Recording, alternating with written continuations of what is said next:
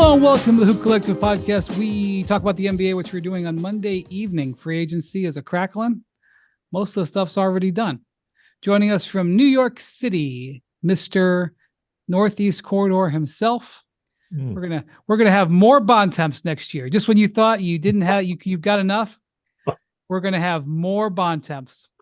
We're Bontempsing it up. It's gonna be ESPN Bontemps. Tim Bontemps.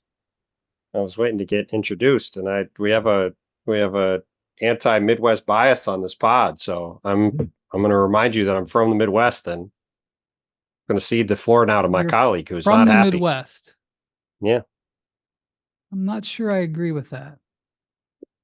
First off, how many years? Bottom line is my colleague. How many years have you lived in New York City and San Francisco? A lot. And you're from New York State. That is correct. I don't think you're from the Midwest. Joining us from Dallas, Texas, Ben MacMahon. Howdy, partners.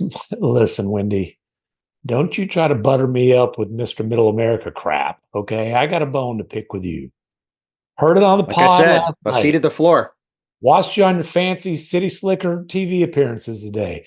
I-95, I-5, the coastal bias. There's never been an Omaha resident who has this disease of coastal bias just infected in them like you.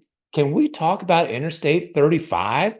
Can we talk about the highway where the Western Conference is going to run through next year, sir? Do you drive on that highway? Yeah, no kidding. I was good. You're stealing my thunder, Bontemps. Do you drive on that highway? You never take I-35. Who doesn't? You. Do you drive on that highway? I mean, do you drive on the highway, or do you fly in a plane to Oklahoma City and back? You fly to Oklahoma City. I drive on the highway. You fly to San Antonio, not across state lines. But listen, I got to tell you, that might be a first. That Tim MacMahon had nothing to say. It was just, I was like, but he had no response. Point being, Interstate 35 from San Antonio all the way up to Minneapolis, but especially right now, after this little flurry of early free agency activity, the defending West champion Dallas Mavericks and the number 1 seed Oklahoma City Thunder have both been aggressive to upgrade. And again, the West, whether it's Minnesota, Oklahoma City, Dallas, and in the not too distant future, San Antonio, it's running through I-35. Yes, I didn't say that the league was running through I-95 and 5. I was saying that you see two different things are happening along I-95 and I-5. Okay, don't try to deflect my attempt to actually discuss Middle America as a common man and get back to the coast. I would like to discuss you flying back and forth to Oklahoma City and not even driving on I-35. Listen, buddy, you don't get frequent flyer or frequent driver miles.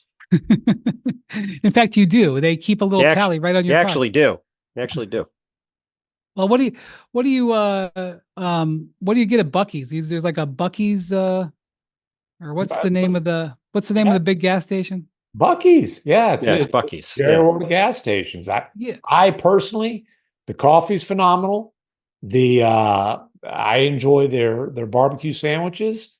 They actually have some very fashionable gear. And I'll tell you what, you're anti-Buc-ee's. No. I'm full blown a Buc-ee's. What are you talking about? He's going through all the things he likes at Buc-ee's. He doesn't drive to Oklahoma City and San Antonio. I was just at Buc-ee's the other day, stopping as we brought the boys home from camp. And I'm just here to tell you, got my car washed. Also, though, if you need to pause and take a little moment on the throne, ain't no cleaner bathrooms than Buc-ee's, baby. All right, we talk about the NBA. The Mavericks. Allegedly. The Mavericks made a big move, and I assume that Klay Thompson will be arriving by one of the Dallas Mavericks controlled private aircraft very soon. I bet Klay frequents a Buc-ee's. Well, Klay would love Buc-ee's. He's got to get familiar with the lakes around here. Can we get one of his boats in one of these lakes? By the way, I know the only toilets we talk about in the NBA are the Intuit Dome, but so sorry. Toilet bowl, baby. Sorry about that one. No, listen. for the Mavericks, this is a franchise that how many times has the early July discussion about the Mavericks been? Swung and missed another free agent, swung and missed another star free agent. And obviously, Klay Thompson is further down the road in his career. But for the first time ever, the Dallas Mavericks won a recruiting battle for a massive name free agent. And the fact they won it over the league's most glamorous franchise when the Lakers were offering more money per year and for a longer term is pretty remarkable. You have to give Nico Harrison credit. This is why. By the way, where were the Lakers getting that money? Well, obviously they were trying to dump salaries, but where they're because I see 2 salary dump trades that the Dallas Mavericks made. I see no salary dump trades the Lakers have made. Sure, but you also know that they were telling Klay, we can get to this number. Okay. So, whether they could or couldn't, they didn't, and they don't need to, at least right now, immediately. We can get back to your sweet little West Coast in a little bit here. But again, you got to give Nico Harrison credit for, having this plan and being able to make it happen. His ability to recruit and the relationships was one of the reasons he was an attractive GM candidate, despite never having worked in a front office before, coming from 2 decades at Nike. I do think Jason Kidd, it's different when you're recruiting to play for Jason Kidd, frankly, than Rick Carlisle. It just is. J Kidd has a different sort of relationship, and players, I think, respect Rick's X's and O's mind, but I don't think there's necessarily a long line of free agents wanting to play for him. By the way, it's funny because you've heard all this time, year after year, well, no state income tax in Texas, no state income tax in Texas. That never helped for the Mavericks. You heard it again this time. When Klay was hearing it, though, his financial advisor is a guy named Joe McClain. Played ball at Arizona back in the day, played a little bit overseas. Actually, an AAU teammate of a gentleman named Jason Kidd. So, that didn't hurt matters. And then real quick, as a quick aside on this, saying there's no state income taxes isn't exactly accurate. NBA players get paid by the game. Sure. And they have to file taxes for every game. Obviously, he will play a majority of his games in Texas, not just the home games, but also 2 games in San Antonio, 2 games in Houston. There'll be 2 games in Florida. There's no state income tax there. But it's not like it's, 0% versus 15% or 14%, whatever it is in California. Just to be clear. And again, it's never made a difference in the many, many times the Mavericks have tried to dangle that before. It makes a difference when you're coming into a situation where the team's coming off of a finals appearance and they have an MVP candidate who's just entering his prime, who's, probably the best shot creator in the NBA. And frankly, this is one of the perks of having a happy, keyword happy, Kyrie Irving on your roster. And say what you want to say about Kyrie's history.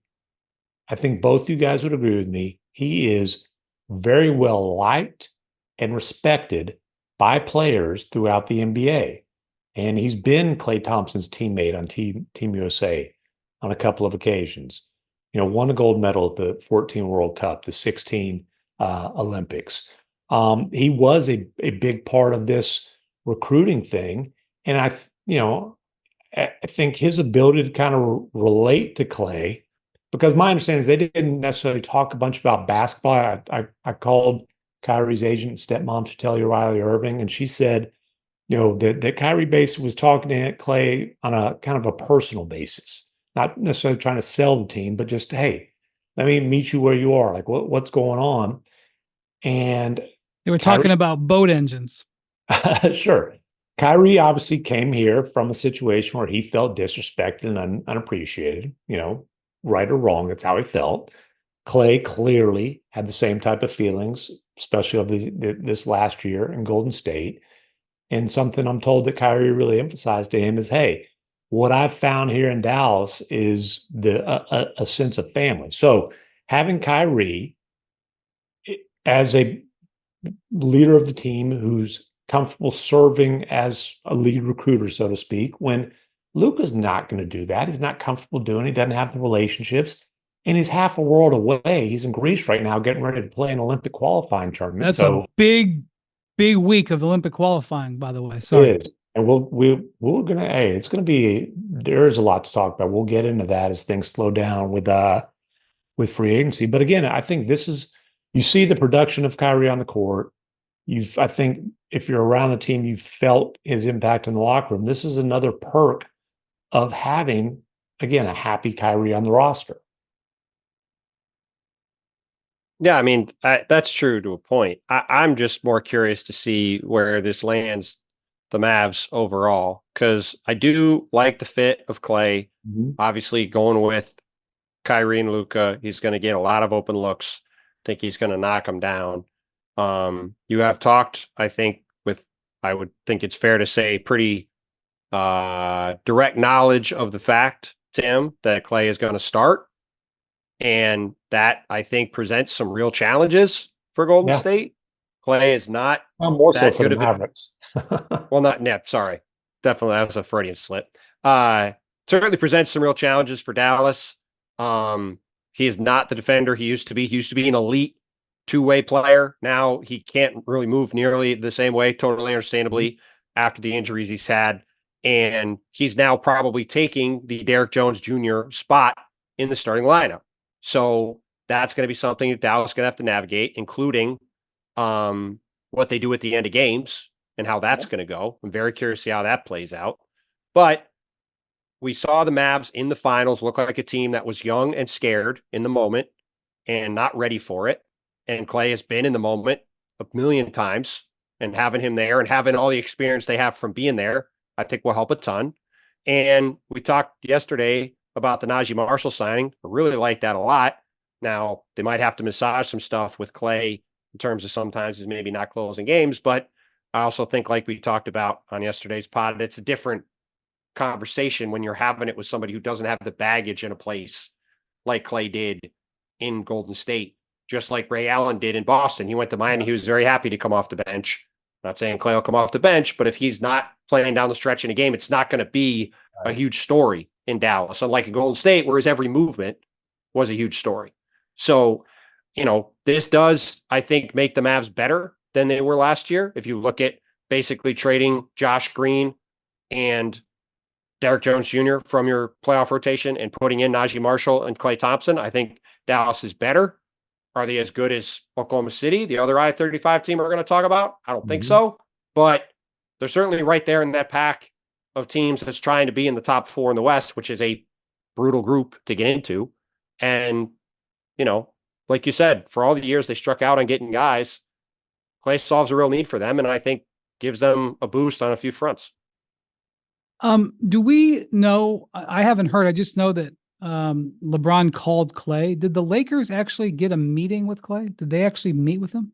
My understanding, I believe Woj reported, was that both teams did get a meeting with him. I know that the Mavericks had a meeting with him. It was Nico Harrison and Michael Finley.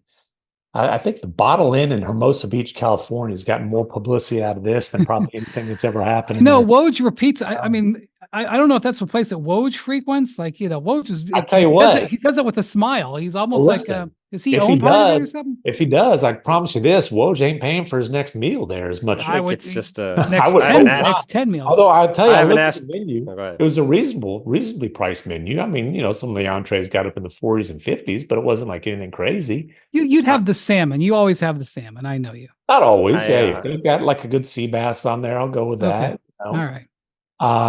Look, the defense thing, though. First of all, again, you can't recruit Klay understanding how tough it was for him to come off the bench last year, how important starting is, the comfort level, and then say, hey, you're coming off the bench. So he's going to be in the starting lineup. And offensively, you're talking about adding maybe the best catch and shoot threat, and that's something he can still do at an elite level to ever play the game, to the best playmaking duo and creating duo in the league right now. They're going to score a ton of points with an awesome lob threat in the middle. How's it going to work defensively? Completely Fair question. That's a puzzle that Jason Kidd, Sean Sweeney, who by the way is at Luca's side right now with the Slovenian national team, that's a puzzle that they're going to have to figure out. I feel pretty comfortable telling you that they are happy to have that puzzle to figure out. But you can't diminish the importance of Derek Jones Jr. on the defensive end to the Mavericks' success last season, in the last 20 games through the playoffs. He was the one who, and it's not like he was shutting down SGA and Anthony Edwards and Paul George, but he was the one that was his assignment. And it's at this point, I guess that's PJ Washington to start games. I do think Lively ends up starting, and I've been told they think Lively has like Joakim Noah, Kevin Garnett type of defensive potential in terms of not just being your traditional anchor, but being an all over the floor type of presence. They're putting a lot on him to, prop up a defense that it's not like Klay's a terrible defender, but he's definitely not the all defensive candidate that he was in his 20s. And then how's the rotation going to work? But they don't have, like Najee Marshall is a tough dude. I think when you're talking about bigger wings, power forwards, like he's a really good guy to throw on those guys. Can he stay with John Morant? Can he stay with SGA? Like there's not that guy on the roster. Dante Exum's probably their best on-ball defender. I think he might be more important this year than he was last year. But yeah, there's question marks there. I will say this, they got rid of their two defense wings who stunk it up on that end of the floor last year, and Hardaway and Josh Green. They also lost their best defensive wing.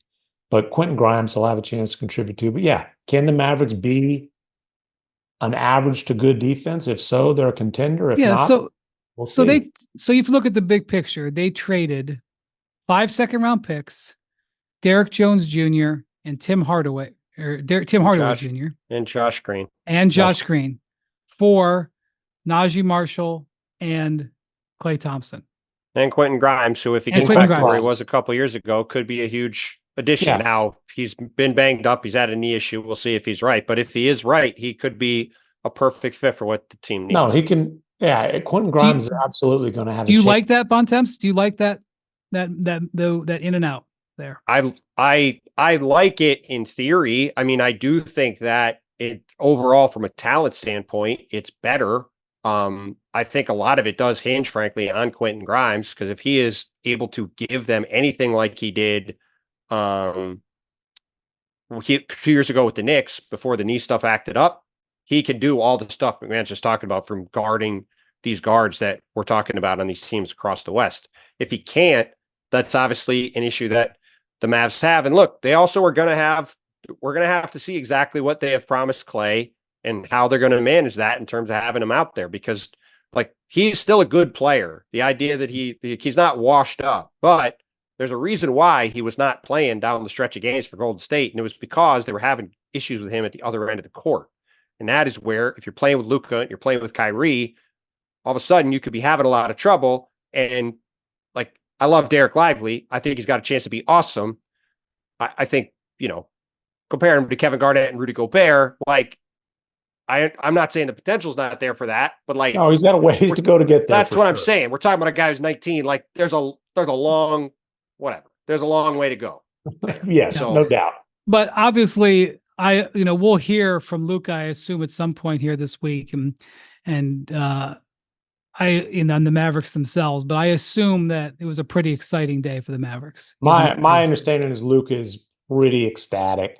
Yeah. I know that the people who are over on this side of the pond are awfully excited about this. And look, they have an open roster spot. They're essentially limited to, because of the hard cap, they're essentially limited to a minimum spot there. Maybe it's bringing back Markieff Morris, who's, didn't play a lot, but he's definitely like that OG valued voice in the locker room. Maybe it's bringing in a guy who can, have a chance to stay in front of the elite guards that you can run across on a regular basis in the Western Conference. A guy like, I'm just throwing a name out. I floated this out to somebody in the organization, and it didn't get shot down. A guy like Luka's rookie teammate, former Mavs lottery pick, Dennis Smith Jr., who, they could use another guard on the roster. Sure, he'd Again, be a good signing and especially at the minimum. he would Dennis have to Smith be Jr. minimum.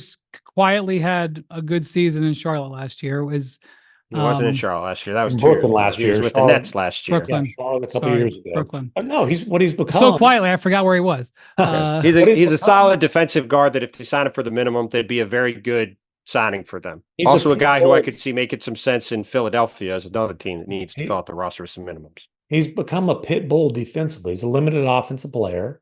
Obviously he hadn't panned out as a lottery pick, but he's established himself as a really good defensive guard. And, they could use another guy who can put the ball on the floor, because we've talked about, like, look, Luka, especially if they go to the Olympics, he's going to need to rest some. He's not going to play 82 games. Kyrie's not playing 82 games. Right now, Jaden Hardy, a young player who's got a chance to kind of be that Jordan Clarkson, Jordan Poole, microwave type of scorer. He's your other, I'm going to call him a point guard. Dante Exum, I guess, can play some point, but they could use another ball handler too. All right, so let's go up by 35 to Oklahoma City. Oklahoma City, with their big move, their big free agent maneuver was to sign Isaiah Hartenstein to a 3-year contract averaging $29 million, just under $90 million. That blew the Knicks out of the water. The Knicks were already going to have trouble keeping Hartenstein with where they were at with the apron. They can't, because of the Bridges trade, they were facing an apron issue. Even if they could negotiate the way around it, Hartenstein could only go 4 years and about $72 million. That's the max they were allowed to offer him. And so the Thunder just blasted over the top of that. They wanted to remove all doubt about whether he would move to Oklahoma City from New York. And they go with basically an $87 million offer. Hartenstein is a guy who makes a ton of plays. He rebounds. He's very active defensively, gets steals, gets his hands on balls, very disruptive. And he'll be, I assume, be their starting center, or at least play a lot of time at center alongside Chet Holmgren at power forward. So that's a move. You combine that with Alex Caruso, the trade that they made last week to pick him up. They also made 2 other minor signings, bringing back key bench players for them. Aaron Wiggins got a 5-year, $47 million deal, so about $9 million or so a year, 9.5 or whatever a year. And Isaiah Joe, who's one of the best 3-point shooters in the league, gets a 4-year, $48 million deal, so $12 million a year for him. And they sort of handled all their business right in a row there. And boy, this team is going to be long when they have their top lineup out there. Man, do they got guys who are big and rangy, can cover a lot of ground and defend. And the hope, I guess, Bontemps, with Hartenstein is that he brings some of the rebounding and sort of interior toughness that, frankly, their president Sam Presti kind of implied they didn't need, but actions over words. As there were already rumors flying around the league that this is the guy they were going to target. Somehow they booked a private jet to Eugene, Oregon, where Hartenstein was on July 1st or June 30th, I guess, the night of June 30th. So I doubt that was planned with minutes to spare, but we're gonna move past that and just focus on the acquisition. The Thunder were already an excellent team. Their asset base remains extremely strong, and now they've added 2 excellent players to their mix. Bontemps.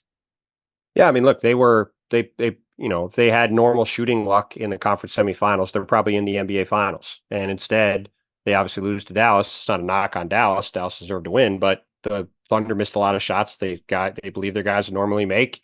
And PJ Washington and Derek Jones Jr. shot the lights out for 6 games. Like, it's just the facts of the matter. Same as when Caleb Martin did it to the Celtics the year before.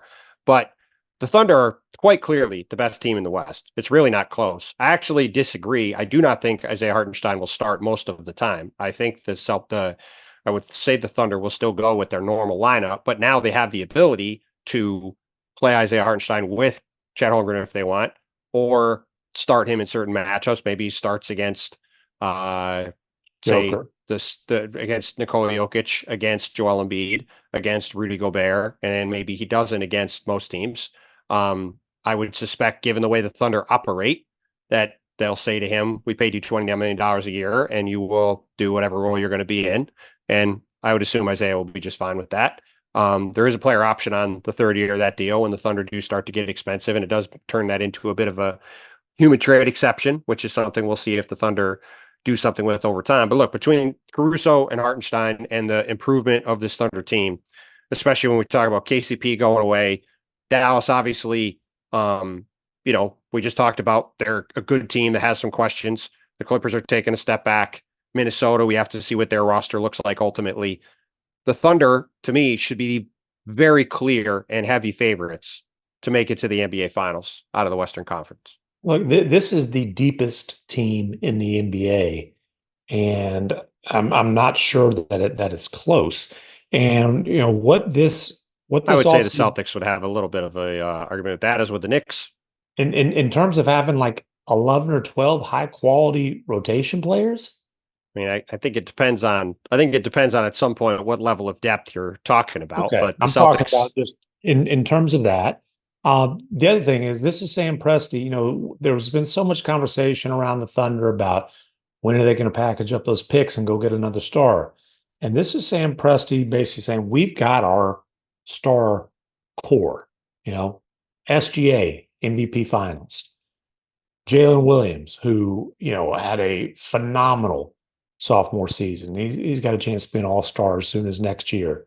Chet Holmgren, rookie of the year runner-up, he's got a chance to be an all-star soon. So, saying, hey, we've got that star trio and building out around them, getting to the best role players in the league. And look, you mentioned shooting luck with the Mavericks. They addressed the biggest problems in that series. One, the fact that Josh Giddey was unplayable and just clogged things up when he was in there, and Caruso, in addition to being one of the best perimeter defenders in the world, shot it at 41% from three. You're going to guard him out there. Two, Derek Lively II absolutely dominated the glass in the second half of Game 6 as the Mavericks came back from double figures. That was an example of this rebounding flaw really biting the Thunder in the butt. Bringing in Hartenstein directly addresses that. And he's not a shooter, but he fits as a passer, as a screener, as a guy who's a crafty interior scorer, an outstanding defensive player. You look at like rim protection, field goal percentage. Him and Chet are both top 10 in the league in that category.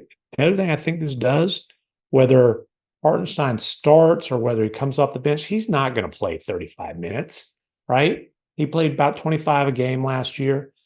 But I think this is going to ease the wear and tear and the physical pounding on Chet, who played all 82. His three-point numbers really dropped late in the season, dropped in the playoffs. You got to assume part of that's just he didn't have his legs. Chet's still going to play the majority of his minutes at center. It's just math, right? Because when Hartenstein's not on the floor, he will be. So even, say, bump Isaiah's minutes up to 30, still 18 minutes a game at center for Chet. But whatever it is, if it's 10 or 12 minutes a game at the four, that eases the pounding. The more physical matchups, probably Hartenstein plays more notes. I think this is something that's really going to help Chet be able to kind of keep his legs for a long 82 game, plus they hope, 20 or so more schedule. Yeah, and I still think when you look at this team, they're still so upwardly mobile. They still have so many things that they can do. I mean, look, they've done all of this and they haven't moved a single draft pick. It's amazing. Yeah. It's amazing. It really is amazing. I mean, and they got the best team in the West. Yeah.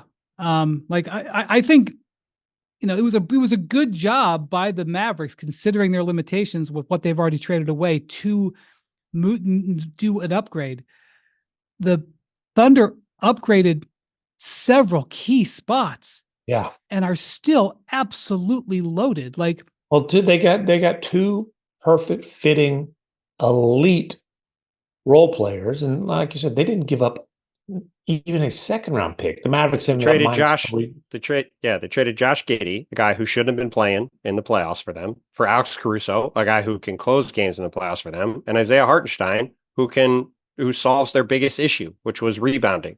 And they set their because they're going, obviously, you're looking a couple of years down the road. Chet's going to get a fun max that maybe not as fun under the CBA. Same with J-Dub. The year after that, SGA is going to get, I'll break this news right now, he'll get the richest contract in NBA history. Because that record's going to be broken every year, just like it was today by Tatum. Next year's Luka. The year after that will be SGA. But like, why do you tear up the team options for cheap on Wiggins and Isaiah Joe? Because you lock them into what will be long-term team-friendly deals, and you do it this year, and you're not touching the tax. You're doing it so down the road. I assume those contracts are descending, so you're doing it so down the road as these paydays spike for your stars. Those guys are on what will be extremely team-friendly salaries at that point.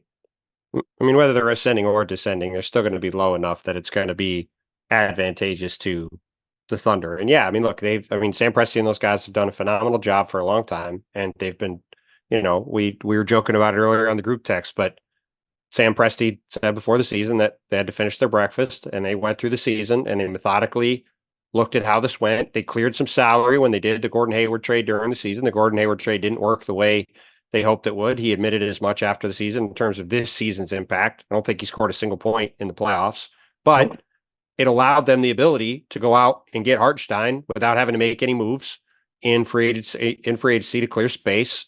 And they turned Giddey into Caruso. Like, they're one of the huge winners of the summer. And again, like, they should be way ahead of Denver in the odds. Like, they should clearly be the favorites to get out of the West. I looked today and they weren't. No, that's why I'm saying it, because they kept showing it on like tonight on our free agency show. There was Denver and then Oklahoma City. Oklahoma City should be as far out in front as Boston was last year. It should. I was surprised it wasn't. I thought it'd be OKC, Dallas, Minnesota, Denver, but Denver was still. They're behind. The odds makers are behind. Although no one's actually making that bet right now, right? You're not. I'm sure people are, but I would not advise it. Is this the first double Isaiah team in NBA history? Probably not. I'm sure not. So they've got two Jalen Williams, two Isaiahs. True. They've really cornered the market in those areas. All right. Speaking of teams with guys under contract, the Boston Celtics had an eventful day. Still basking in the glow of their championship. They signed Jason Tatum for the most money they possibly could sign him for. Largest contract in NBA history, 5 years, $314 million. And they signed Derek White for the most money they were allowed to sign him for, his max on an extension. 4 years, and was it 126? Was that right? 125? Yeah. So next year, not 24-25, but next year, when Jason Tatum's contract extension kicks in and Derek White's contract extension kicks in, their starting five: Jaylen Brown, Jason Tatum, Drew Holiday, Kristaps Porzingis, and Derek White. All guys who have signed contracts, extensions in the last 12 months. All of them combined will make $200 million just for their starting five next year. And by next year, you mean 2025, because that's when Porzingis will be back, probably. Yeah, well, that's true. Fair point. He's going to miss the start of the season after the surgery last week, or I guess maybe it was this week. But $200 million just for their starting five. Of course, they're compelled to have 14 players. Peyton Pritchard is also on there for $7 million. Al Horford is not. They're probably going to extend Sam Hauser, so that number is going to go up even further. I mean, listen, Man, that's an expensive roster. How's the ownership can pay for it? Well, I mean, it's also a roster that I'm not convinced is going to look the same as it does right now a year from now, no matter what happens. But it does lead us into our next topic, I believe. Yeah. So Celtics lock it down. Shortly after those extensions were finalized, I think the Tatum announcement actually came out afterwards, but obviously it was a done deal. Wick Grusbach, the controlling owner of the governor of the Celtics, announced he's selling the team. And that was interesting. It was a 2-paragraph statement. But Bontemps, the second paragraph, the first paragraph was a stunner because you don't see teams win a championship and sell within 10 days very often. You don't see flagship franchises sold. Well, that's for sure. Absolutely. One of the biggest 10 sports brands in the world. Is that I didn't exhaustively. I don't know if it's one of the biggest 10 sports brands in the world. It's one of the biggest 10 sports brands in North America for sure. Wow. Okay, fair enough. The second paragraph of the statement, though, was a whopper, Bontemps. Yeah, I will read the statement right here. As I will pull it up, because I was poorly prepared. Sorry, I did. No, it's fine. It's fine. The managing board of the ownership group expects to sell a majority interest in 2024 or early 2025, with the balance closing in 2028, and expects Wick Grusbach to remain as the governor of the team until the second closing in 2028. Now, I see MacMahon looks confused, so I'm going to explain this for everybody. The Wick Grusbach's plan here is to sell a majority of the team now and then keep control of the team for the next 3 years while the Celtics are expected to be a really good team. And then say, hey, all right, now it's your turn to have the team down the road. Listen, this is called the Cuban. This is what you do when you sell control of the team and then try to say you actually still control the team when you in fact do not control the team. Right, but that's the thing about that is when you sell the majority share of the team, whoever buys the majority share decides who's in control. Yeah, they don't just do that. That's not necessarily true. Well, listen, but I will tell you that if you buy the majority share of the team, you're going to pay a majority share of the bills. That's right. The Celtics are going to lose a bunch of money the next few years. Well, here's the thing. This is called wish casting. It's called wish casting. And we're going to sell the team for a lot of money, which, by the way, it said in there that it sounds like Wick Grusbach's father is also part of the ownership group. Mm-hmm. I think you can deduce from the way this is laid out that the family decided as a group it made sense to sell the team now. The father's in his late 80s, I believe. They've owned the team for 22 years now, had a ton of success. But yeah, the idea that they're going to be able to sell the team to somebody for, I think it's going to cost at least $5 billion to get the Celtics. At least. The records right now for controlling share in a team is $4 billion, which is what Matt Ishbia paid for the Suns. The Celtics, as you point out, MacMahon, I'd say, fellas, there's in some order, the Lakers, the Celtics, and the Knicks. Probably the top three, maybe the Bulls. Like that's the top four, I would say. And I guess the Warriors. Those are probably the five that in the league where they would be ranked in some order. The Nets just sold for a valuation, including the arena and some other stuff, for around $6. Now, the Celtics don't own their arena. Bottom line is, it's going to be a massive price. If somebody pays a massive price to take control of the Celtics, they're going to control the Celtics. Yeah, why would they agree to that? And the question that was the question when Cuban was like, I'm still in charge of basketball operations. They just care about real estate and the casino. In perpetuity. He said something, or I believe he said forever. Forevermore. Forevermore. Forevermore until immediately after he said it. And then he did not. And then it came out like, there's actually nothing in the contract there. That's right.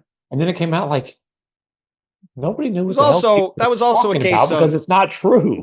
Yeah, that was also a case of wish casting. As this Yeah. is a case of wish casting. Yeah, look, we don't need to go into the financials. Well, but listen, But it's just hilarious. It's hilarious. But here's the other part of it, right?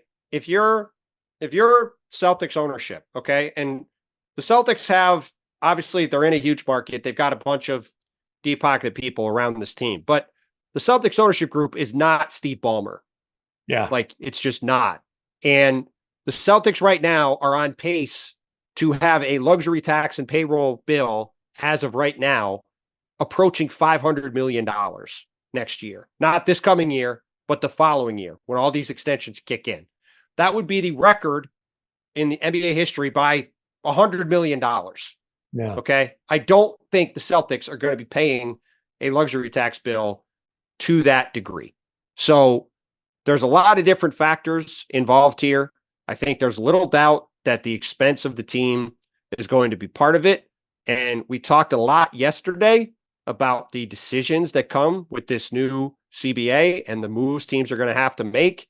And look, full credit to the Celtics for putting the pedal down with a team that won the title and keeping everybody together this year to try to have as good a chance to win. Not sure it's going to last after this year, and at least in the exact form it's in now, because this team is currently on pace to be like obscenely expensive. And that's before you get the Sam Hauser extension factored in too, which I think is likely to happen sometime this summer. Their entire starting lineup has gotten massive extensions over the last 13 months. Is that correct? Mm-hmm. I think Porzingis is the only one that's an 8-figure extension, if I'm not mistaken. The rest of them were 9-figure deals. Right.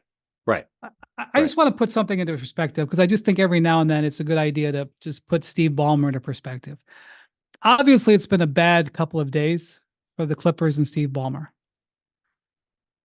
Today, it's never actually a bad Monday. Day, though, for Steve Ballmer. That's and here's right. why. I was going to say, I'd like to have his bad days. That's today, right. Monday. Today was a good day on the stock market. Today was a very good day for Microsoft. Their stock price went up $9, 2.1%. Today, Steve Ballmer's Microsoft holdings increased by $3.3 billion. Today. Okay? Just want to point that out. This is why the NBA created a whole set of rules to prevent Steve Ballmer from just spending as much money as he wanted. Oh, I thought that's why they decided to go ahead and get Nick Batum, and Chris Dunn and Mo Bamba. It's like, good day on the stock market. We can afford these guys now. Yeah, like every time Microsoft increases their dividend by 1 cent, he makes like $30 million extra for the quarter or something like that. Well, and listen, and I think it's also worth pointing out, to MacMahon's point, like, you look at the last 22 years, the Celtics have more wins than all NBA teams except for San Antonio and Dallas. They have more playoff wins than any team except Miami. They've been to the finals 4 times. They've won 2 titles. Say, see, I should be in charge of basketball operations. It's just how great Cuban is. But listen, they have been one of the model franchises in the league for basically the entire time that these guys have been in charge. I mean, they had Danny Ainge run the team for almost 2 decades. He was succeeded by Brad Stevens, who's done a phenomenal job. They've had, I guess, 4 total coaches. They had Brad Stevens, Doc Rivers, and now Joe Mazzulla succeeded Ime Udoka after a year. Like, they have done about as good a job stewarding a team as you can. And it's going to be really interesting to see what this looks like. Steve Pagliuca, who's the co-owner with Grusbeck, has said he's going to try to buy the team. Certainly, if he buys the team, you would think it's going to be a similar situation to what it is now. There's certainly, I think, the possibility that Fenway Sports Group, led by John Henry, which owns the Red Sox, which owns NESN, has the Bruins already on NESN. If they could get a hold of the Celtics and get all the teams on NESN in Boston, that would certainly be an interesting situation for them going forward in the new media ecosystem that we're in. So this is going to be a team that a lot of people are going to have interest in buying, and who buys it could have some real ramifications. Yeah. For the league, and obviously for one of the premier teams in the Celtics. Right. And all of that was good information. I was going to put it this way. Whoever buys the Celtics is going to have a ton of money, and they're not going to be slashing the payroll, at least immediately. So it's just more interesting that you would immediately sell a team right after you win the championship but also when you want them for the new buyer to pay all of your losses and let you still run the team. It's a very brazen, it's a brazen move. But look, Wick Grusbach is wealthy, and he's going to become ridiculously, fabulously wealthy, and he's going to have his two rings to take with him. But look, that's a good thing. If the Celtics are focused on their ownership and not worried about their roster, that's a very good thing. The roster's in pretty good shape too. I would say so. I would say so. Tell you what, Bontemps just leaving rose petals up and down that cute little highway you love, that I-95. The USWB he's turned over a new blanket. Bontemps not afraid to drive from New York to Boston and New York to Philly. Well, listen, first of all, I am not. I drive on the highways, unlike our guy from Texas who has to fly. Pampered Texan has to fly. Can't be. Listen, I always get upgraded on those 30-minute flights. I'm sure you do. I'm sure you get upgraded very nicely. And look, I call it like I see it, and the way to see it right now is that the I-95 corridor has had a very good couple of weeks. The Nets finally picked the direction and tore the thing down to the studs as they needed to. The Knicks obviously got Mikal Bridges. Celtics are keeping their championship team together. Sixers get Paul George loading up. Wizards signings. Wizards. How far Wizards down got Jonas go? Valanciunas. That was great. Got Alex Sarr in the draft. You know, does that go through Orlando? No, doesn't look like it. It goes down to Miami, where it goes to Miami. Are a little different down there. Yeah, it goes down to Miami. Bontemps, you had a stat on Get Up today about the last time the Sixers, Celtics, and Knicks all had over 50 wins. This would have been a good whiz of the quiz. Ooh, I will ask MacMahon, because I know he was not up at 7 a.m. to watch the show. Oh, okay. I always wake up with Wendy. You wake up for the sleep update, that's for sure. How many times Bontemps actually got less sleep than me last night? How many times in NBA history, MacMahon, have the Knicks? I saw this. 1981. There you go. Let's finish the question for the listeners. There has been one season when the Knicks, the Celtics, and the Sixers all finished with at least 50 wins, which was 1980-81, when the Celtics and Sixers each won 62 games and had one of the all-time great conference finals. Dr. J, Larry Bird. I mean, it was obviously one of the legendary series. And, look, those three teams, like we've talked about, I think are clearly atop the East right now and are set up to have an awfully fun season with, home court advantage between which of those three teams gets the number one seed, meaning potentially you only have to beat one of the other two instead of both of them, which could be a huge difference ultimately. So we'll see how that goes. And the Knicks obviously have to find a way. We talked about Isaiah Hartenstein on the other side, Oklahoma City. It's a big loss for the Knicks. Mitchell Robinson missed a ton of time last year. They don't really have, they got Jericho Sims, who's an okay backup center.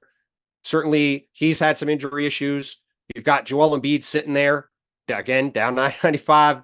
He's healthy. He gave the Knicks a lot of trouble, even when he wasn't 100% in the first round series they just played. So Knicks have some work to do to try to fill out their roster at the center spot in the wake of Hartenstein leaving. Well, and if you've got a healthy Giannis that you run into in the playoffs, I would say rim protection is pretty massively important in that matchup as well. Hey, I've got a whiz of the quiz. Okay. Where does Klay Thompson rank in all-time three-pointers made, and who's the last person that he passed?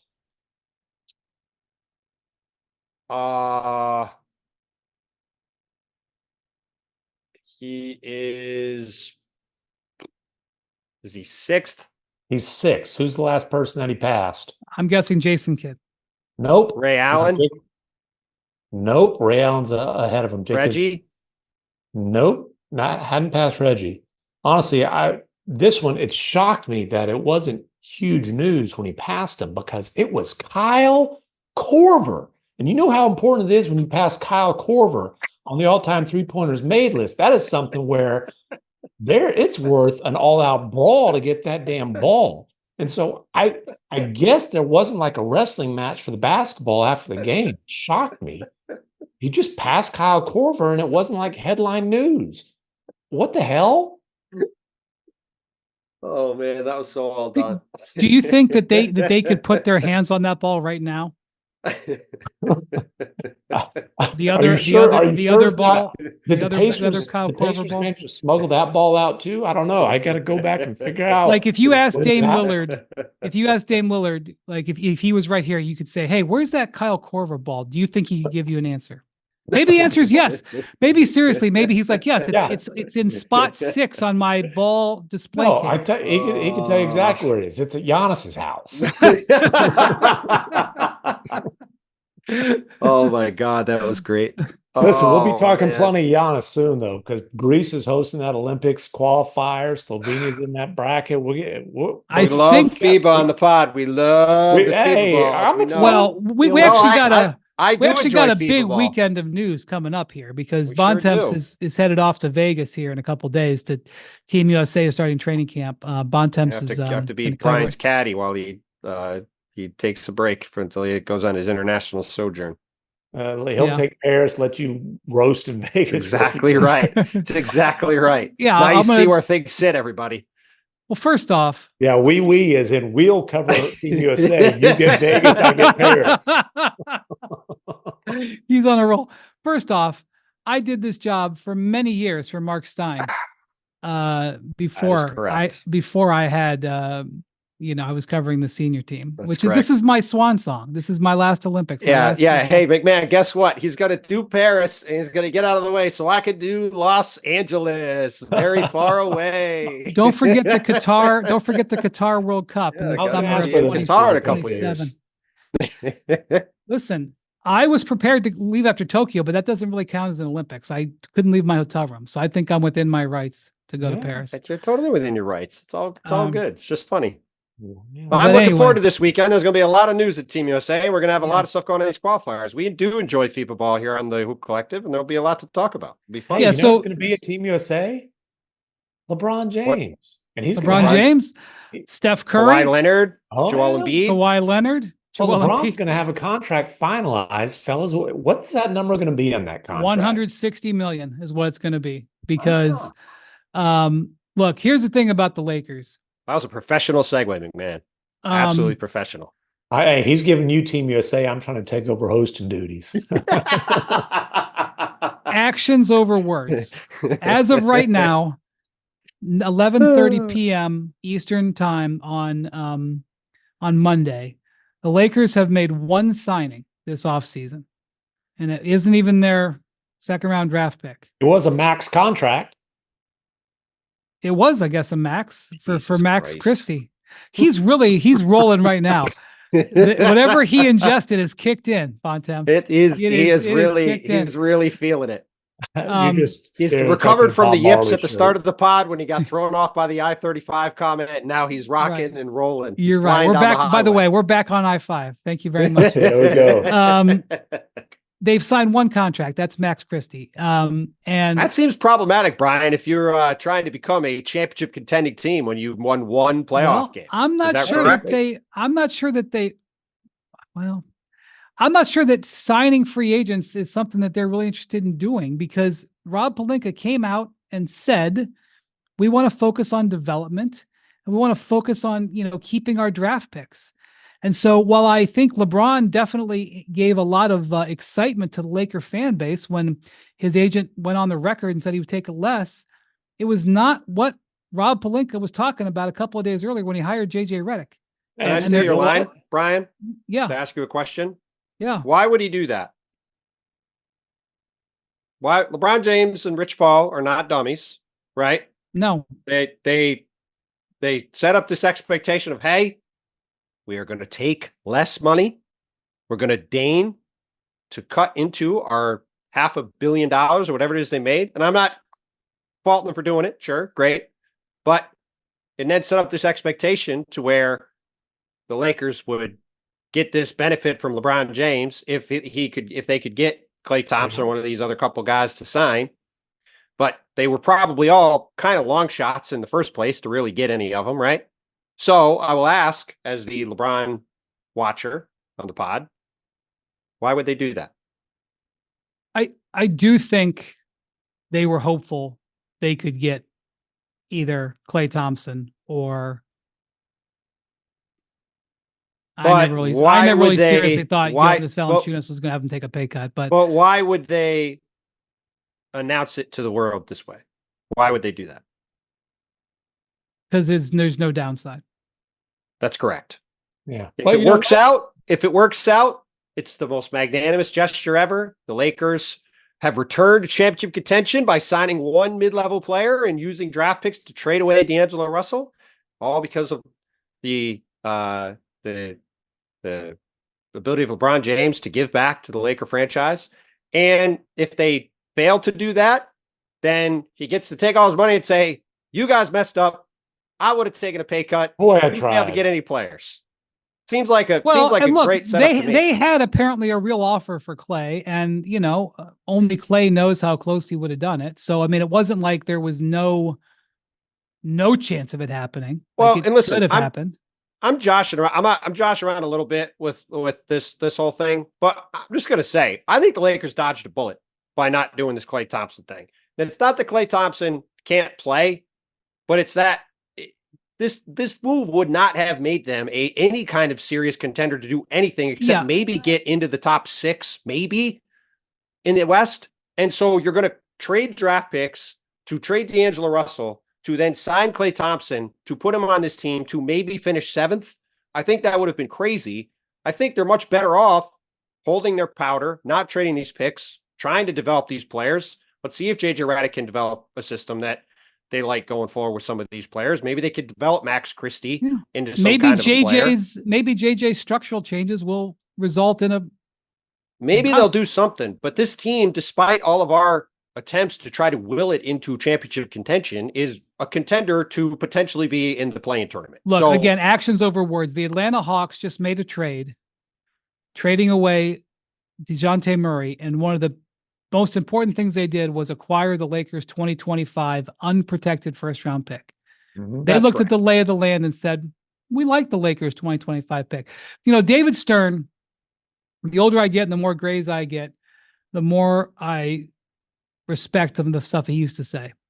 And David Stern used to take new owners, and sometimes even longtime owners aside, but specifically new owners, and he would give them a couple of pieces of advice. And one of the pieces of advice he would give is that it can be a mistake to think that you're one player away. Because over the course of NBA history, you often see teams sort of mortgage themselves or really make a bad short-term decision to quote unquote get the one player. Now, look, if the one player is Kevin Durant, okay, it's not one size fits all. But David Stern would give that advice. And how serious LeBron thought the Lakers would be able to execute something that forced him to give up the money, I don't know. Only he knows that. But I will say LeBron was guilty of what new owners are often guilty of, which is believing you're one player away. Well, and look, by saying that. And he believed it last summer, right? And he believed it at every trade deadline. Yeah, he made it. I was going to say, as has our network. As all these other Laker fans, as has all sorts of people. Before and after that trade deadline, he made it crystal clear that he really wanted a reunion with Kyrie Irving. They didn't get it done in the trade deadline, and they didn't try to get it done in free agency. One of the great what ifs in Mavericks history as well is, what if the Lakers wouldn't have been like, West Finals run, continuity, baby, here we go. Got to bring back D'Lo, got to bring back Rui.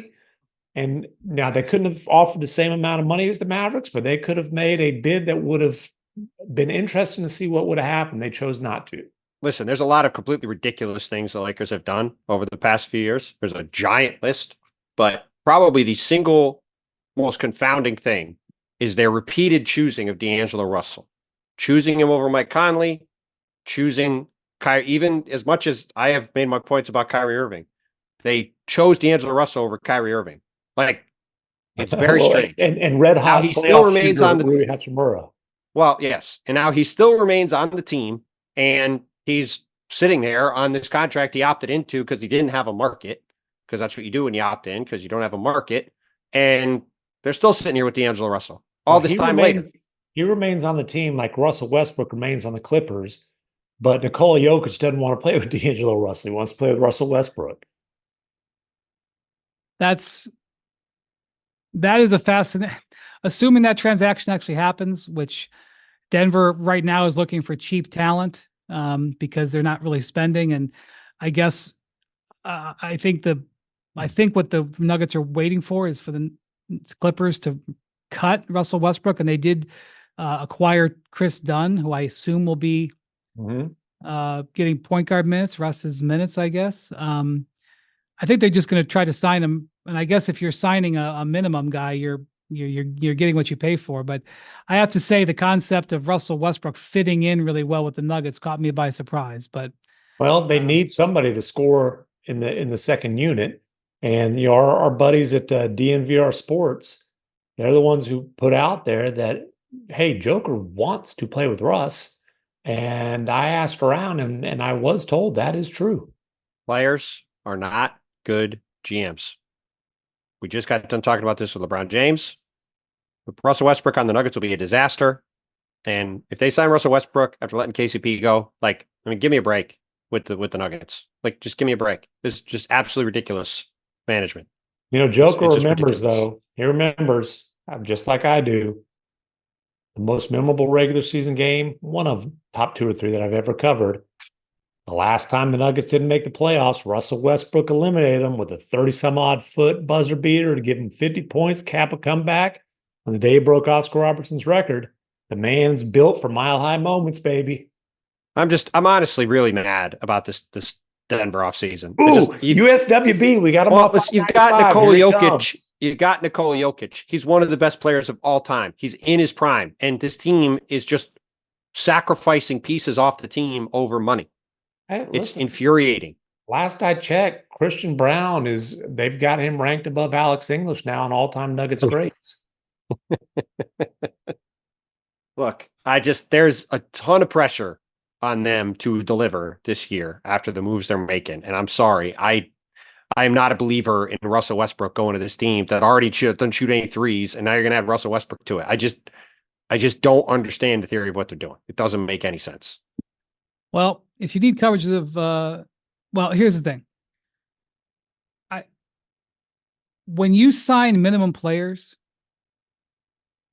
your chances of success are very low. Denver has hit on some recently, but if you're relying on minimum players to play real roles, you're probably in trouble.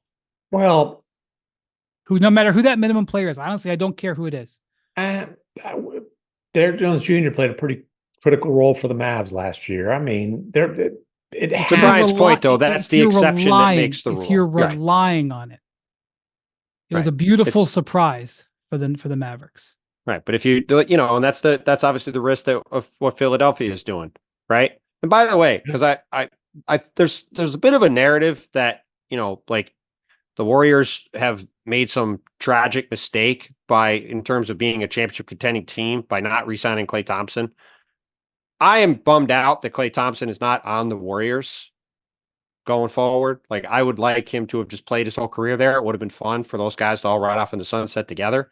But if the Anthony Melton's back is okay, which is a big if because he missed basically the entire 2024 calendar year because of ongoing back issues, he's a better fit for the Warriors this year than Klay Thompson.